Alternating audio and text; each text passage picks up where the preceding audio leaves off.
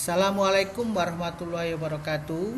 Kami dari kelompok 3 yang terdiri dari 1. Supriyanto Sumbodo, 2. Zidni Ilman Nafia, 3. Zaina Nur Aziza, dan saya sendiri Muhammad Wisnuddin akan menyampaikan mata kuliah keterampilan menulis pada modul 3 tentang paragraf.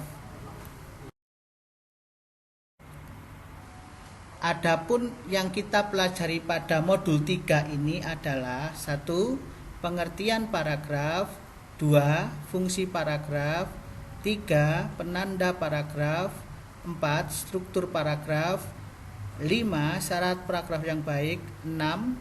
Posisi paragraf dalam halaman, 7. Jenis paragraf menurut posisi kalimat topik, 8. Jenis paragraf menurut teknik pemaparan pengembangan paragraf, 9. Jenis paragraf menurut pengembangan kalimat topiknya.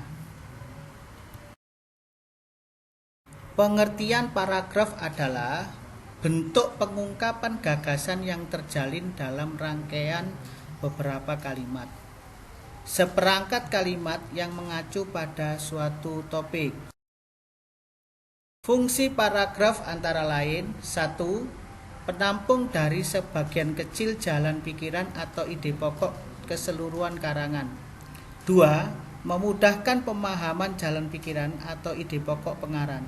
3. Alat bagi pengarang untuk mengembangkan jalan pikiran secara sistematis. 4. Pedoman bagi pembaca untuk mengikuti dan memahami alur pikiran pengarang. 5. Penyampai pikiran atau ide pokok pengarang kepada pembaca. 6. Penanda bahwa pikiran baru dimulai. 7. Pengantar, transisi, dan penutup karangan. Penanda paragraf adalah: 1. Permulaan kalimat menjorok ke dalam kira-kira 5 ketuk pada mesin ketik atau 1 tab pada komputer. 2. Jika ditulis penuh rata kiri, terdapat jarak spasi antar paragraf pertama dan kedua.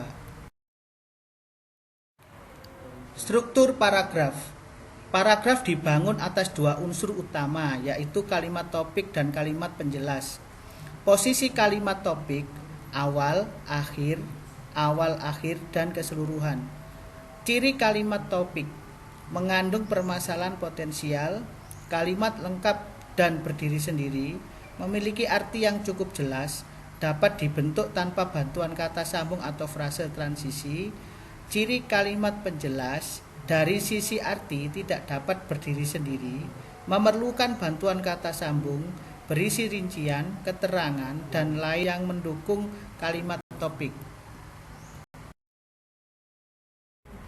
Syarat paragraf yang baik adalah: pertama, ada kesatuan. Satu kegagasan utama diikuti oleh beberapa gagasan pengembang atau penjelas. 2. Ada kepaduan, penggantian, pengulangan, penghubung antar kalimat. Yang ketiga, ada kelengkapan, berisi kalimat penjelas untuk menunjang kejelasan topik. Jenis-jenis paragraf. Jenis paragraf dibedakan atas 4 hal. Yang pertama, letak atau posisi paragraf dalam suatu karangan. 2. Letak atau posisi kalimat topik. 3. Teknik pemaparan. 4. Pengembangan. Jenis-jenis paragraf berdasarkan letak atau posisi paragraf dalam suatu karangan antara lain: 1. Paragraf pengantar atau pembuka. 2. Paragraf pengembang atau penghubung. 3. Paragraf penutup. Sedangkan jenis-jenis paragraf berdasarkan posisi kalimat utama antara lain: 1. Paragraf deduktif.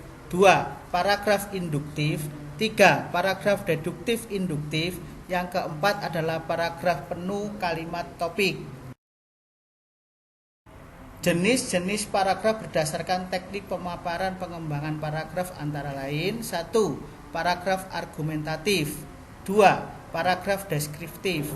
3. Paragraf naratif. 4. Paragraf ekspositoris. 5. Paragraf persuasif. Jenis-jenis paragraf berdasarkan pengembangan paragraf antara lain: 1. Paragraf pembandingan. 2. Paragraf pertanyaan. 3. Paragraf sebab akibat. 4. Paragraf contoh. 5. Paragraf perulangan. 6. Paragraf definisi atau batasan. 7. Paragraf proses. 8. Paragraf klasifikasi. Terima kasih telah menonton video kami. Sampai jumpa pada video-video yang akan datang. Jangan lupa subscribe dan komennya serta share-nya. Terima kasih.